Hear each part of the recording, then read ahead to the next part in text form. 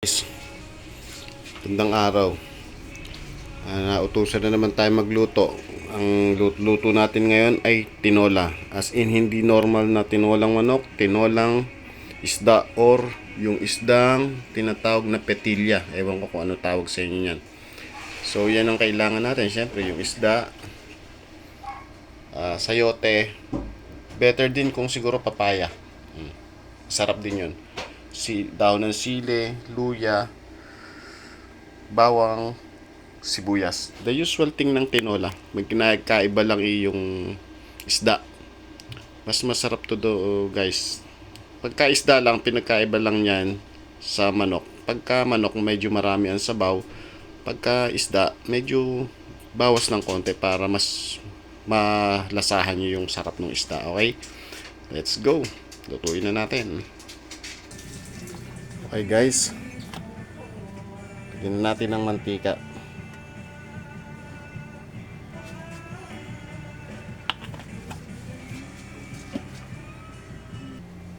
Yan guys, pag mainit na yung mantika, simulan na natin mag-isa. Paano nyo malalamang mainit na? Isikan nyo ng konting tubig. Pag ganyan siya, ano ba tawag yan? Basta may tawag yan. Parang pumipisik na siya, mainit na yan. Okay, pwede na. Lagyan na natin ang ating bawang.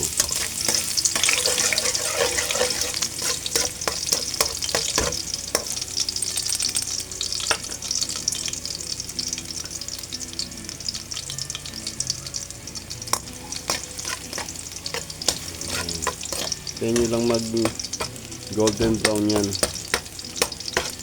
The usual thing sa nagigisa, golden brown. Yan, pagka tipong ganyan na digis-digisin nyo ng konti, pwede na lagyan natin ng sibuyas. Mabilis lang naman mag-isa.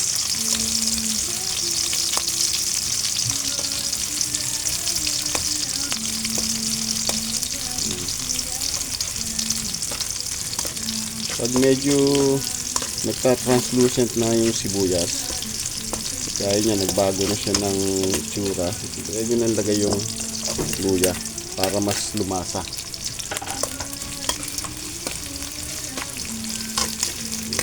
Isa-gisa na lang.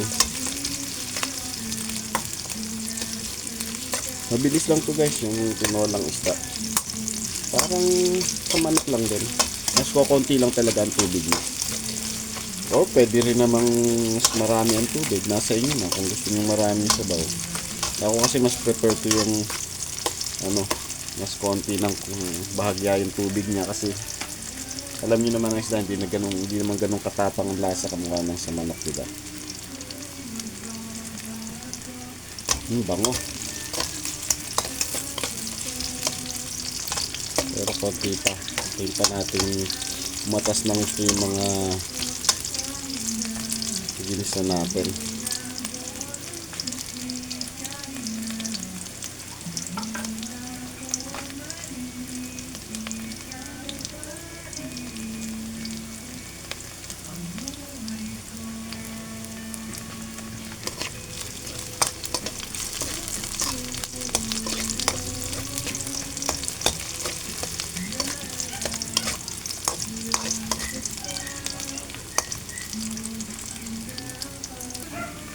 Ayan guys, medyo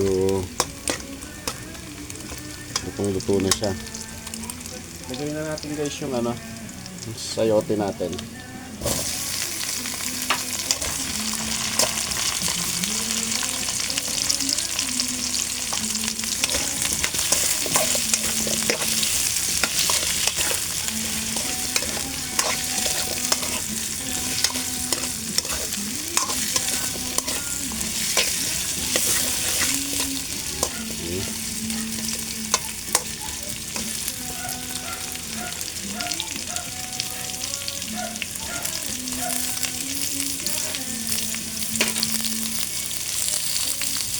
Sunod na natin guys yung tubig. Pantahin nyo na lang guys yung tubig, yung tipong alam yung lulubog yung isda, pwede na yan. Yan siguro about 1 liter, ganun. Pwede na yan.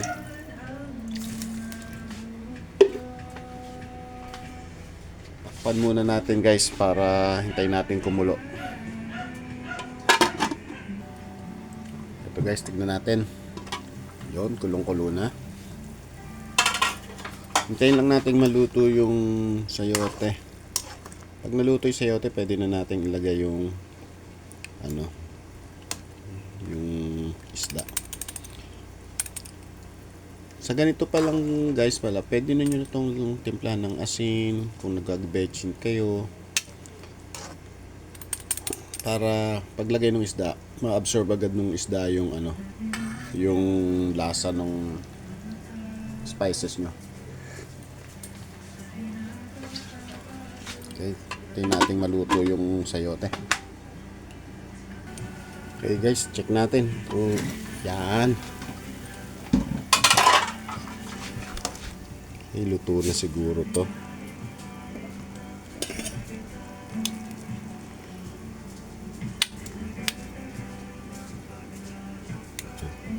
Yan na ano na ng kutsara. Luto na yan guys. Kataon na yan. Niluluto rin yung isda. Lagyan na natin yung isda.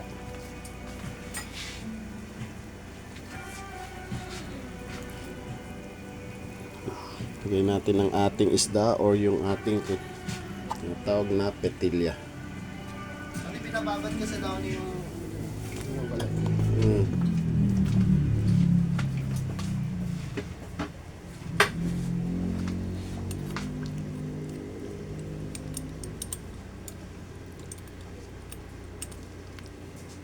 Lubog lang natin guys ha. Para mas maganda pagkakaluto.